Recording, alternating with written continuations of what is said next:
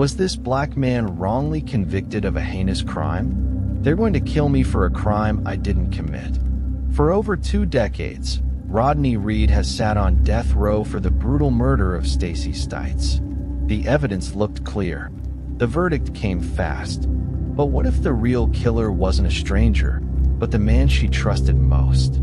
Her own fiancé, who also happened to be a police officer. Welcome to Black Crimes Diary, the channel where we uncover the forgotten stories, buried truths, and untold injustices within the criminal justice system, especially when race plays a deadly role.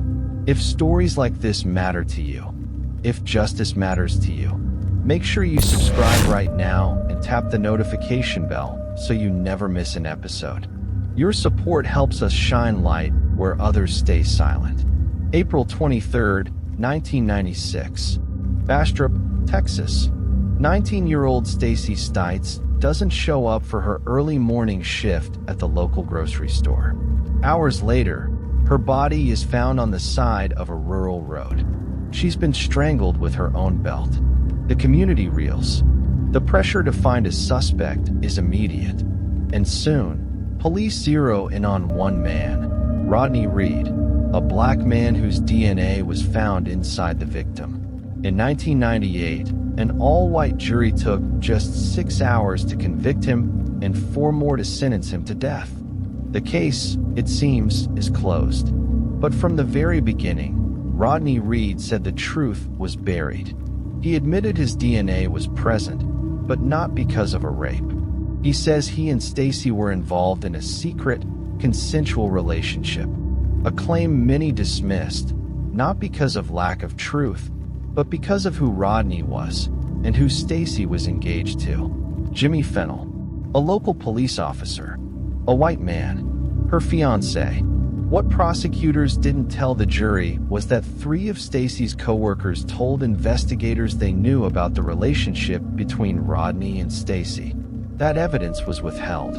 And then came the cracks in the case. The original timeline placed Stacey's death between 3 and 5 a.m. on her drive to work. But forensic pathologists later determined that was medically impossible.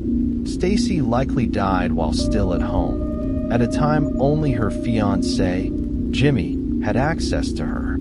Fennell was the initial suspect, but after Rodney's DNA was discovered, the focus abruptly shifted.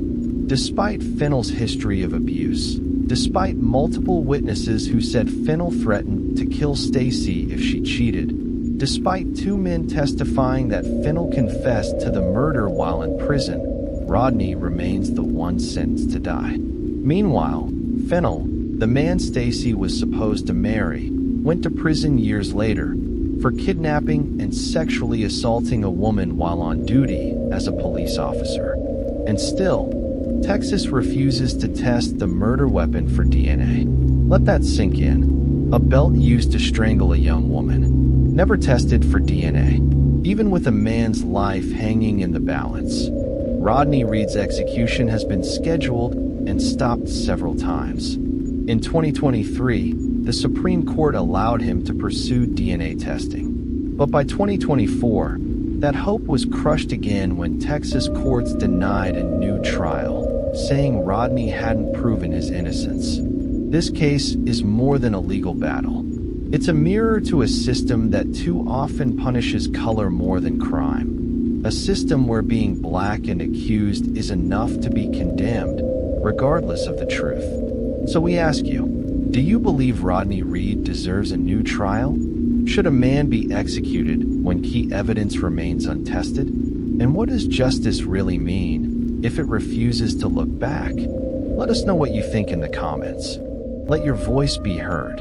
And if you believe stories like Rodney's need to be told, subscribe now to Black Crimes Diary. Hit the like button, share this video with someone who cares about justice, and help us bring these truths to light. Until next time, stay informed, stay outraged, and stay human.